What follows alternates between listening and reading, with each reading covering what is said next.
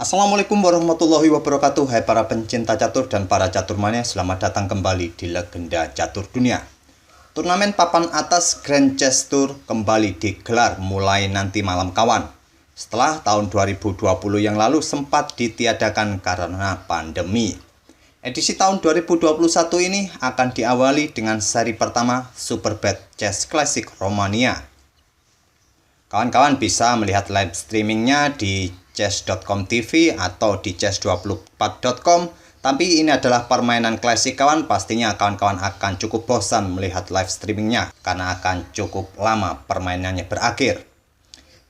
Edisi tahun ini agak berbeda dengan edisi tahun 2019 lalu, di mana tahun 2019 ada 8 seri turnamen yang digelar. Tapi tahun ini berkurang menjadi 5 seri turnamen saja. Dan berikut ini kawan seri-seri atau jadwal-jadwal dari seri turnamen Grand Chess Turnamen tahun 2021 ini. Pada edisi sebelumnya tahun 2019, Ding Liren lah yang menjadi juaranya dari keseluruhan 8 seri turnamen yang dimainkan. Dan di video ini kita akan mengulas satu partai dari Ding Liren saat berhadapan dengan Levon Aronian di seri ke-8 atau seri puncaknya, yaitu seri final London Chess Classic yang hanya diikuti 4 pemain terbaik yang dipilih dari 7 seri sebelumnya. Kita langsung ke atas papan. Di seri final Grand Chess Tour Turnamen London Chess Classic ini ada 8 game yang dimainkan. 2 game klasik, 2 game rapid, dan 4 game blitz. Ini adalah game semifinal antara Ding Liren versus Levon Aronian dengan permainan rapid kawan, yaitu game pertama mereka dengan kontrol waktu 25 menit plus 10 detik. Ding Liren mengawali permainan dengan pion D4, Levon Aronian membalas kuda F6, pion C4, pion E6, kuda F3, pion D5. Kita dapati permainan Queen's Gambit Decline atau permainan gambit menteri ditolak. Langkah kuda C3 merupakan langkah yang paling populer, disusul dengan langkah gajah G5 atau gajah ke peta F4, atau putih bisa mentransposisi ke permainan Catalan opening dengan pion G3. Pion E3 juga bisa jadi pilihan bagi putih atau menempatkan menteri di C2.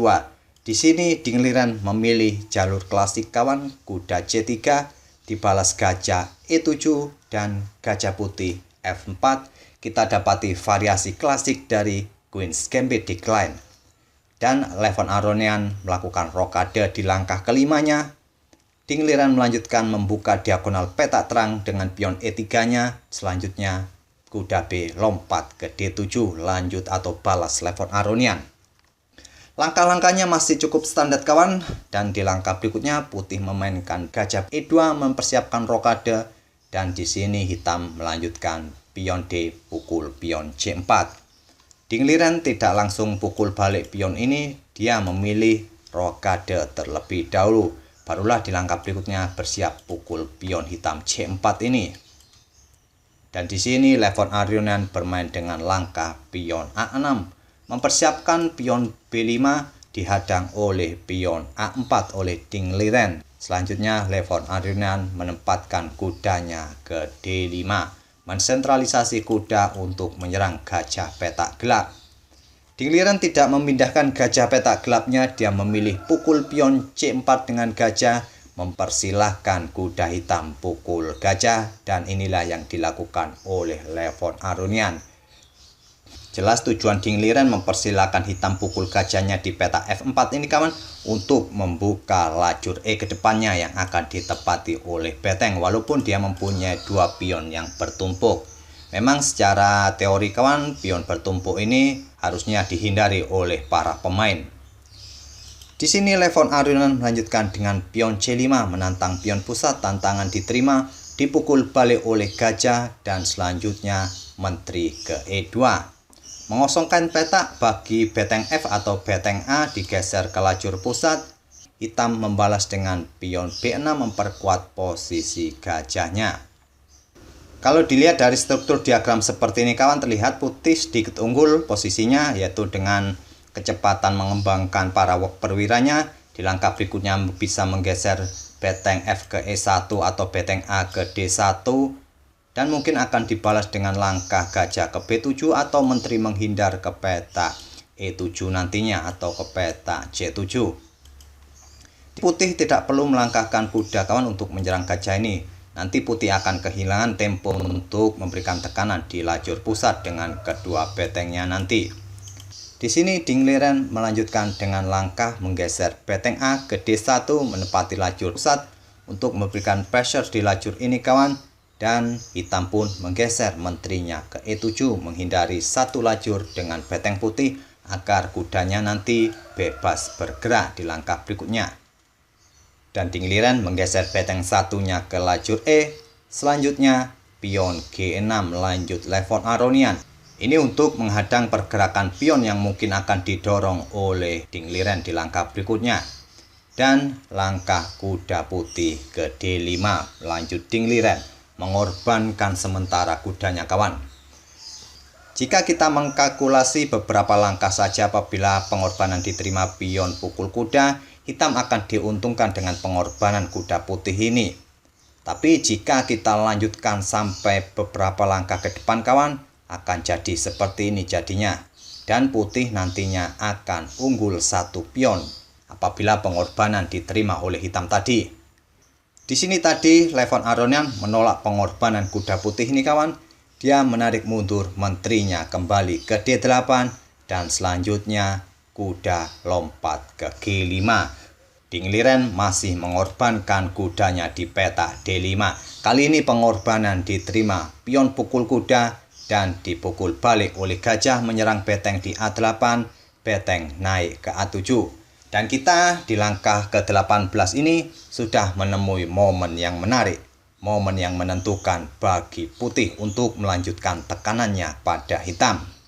Silakan pause video ini kawan, coba temukan langkah terbaik atau ide terbaik berikutnya dari Ding Liren ini. Langkah ini sulit ditemukan kawan, tapi jika kawan-kawan menemukan, layaknya kawan-kawan bermain seperti seorang super grandmaster. Apakah sudah ketemu kawan langkah terbaik atau ide brilian dari Ding Liren berikutnya? Jika kawan-kawan menemukan langkah pion B4 ini, kawan-kawan merupakan calon Grandmaster Indonesia berikutnya. Inilah langkah yang dipilih oleh Ding Liren kawan. Apa tujuan dari pion B4 ini? Ini adalah permainan atau taktik defleksi kawan, yaitu untuk menyerang gajah. Apabila nanti gajah pukul pion ini, maka gajah akan terpisah dengan pionnya di peta B6. Apabila gajah ini mundur ke peta D6, mungkin selanjutnya putih akan pukul pion F7 dengan kuda menggarpu gajah serta menteri nantinya. Dan tetap nanti kawan, gajah ini akan tetap jatuh. Ataupun gajah mundur ke peta E7 pun nanti akan tetap jatuh oleh menteri putih. Jadi pada posisi ini kawan, Levon Aronian menerima pengorbanan pion putih ini. Gajah pukul pion B4 dan selanjutnya langkah serangan berikutnya dari Ding Liren adalah kembali membuat langkah pengorbanan gajah pukul pion F7 skak. Jika kawan raja ini bergerak ke peta G7, kuda akan melakukan skak dengan garbuan menteri. Dan jika pada posisi ini bergerak ke peta H8, selanjutnya beteng akan pukul kuda di peta D7 untuk menghilangkan kontrol pada peta E5 ataupun peta F6. Selanjutnya menteri akan melakukan skak berikutnya di peta E5. Di sini Levon Aronian memilih pukul gajah menggunakan beteng dan selanjutnya dipukul balik oleh kuda putih. Jika raja pukul kuda ini kawan, maka nantinya menteri putih akan melakukan skak dan ancaman bagi gajah petak gelap di B4 ini. Posisi kuda mengancam menteri sekarang dan Levon Aronian tidak pukul menggunakan raja, dia menggeser menterinya ke F8 dan selanjutnya kuda lompat ke D6. Memberikan ancaman bagi gajah ataupun persiapan untuk melakukan skak berikutnya. Gajah pukul kuda dan menteri putih ke E6 skak, raja ke G7 dan beteng pukul gajah. Dan persiapan bergeser ke peta C6 kawan untuk memberikan pressure bagi gajah di peta C8. Di sini Levon Aronian tidak tergoda pukul pion F4.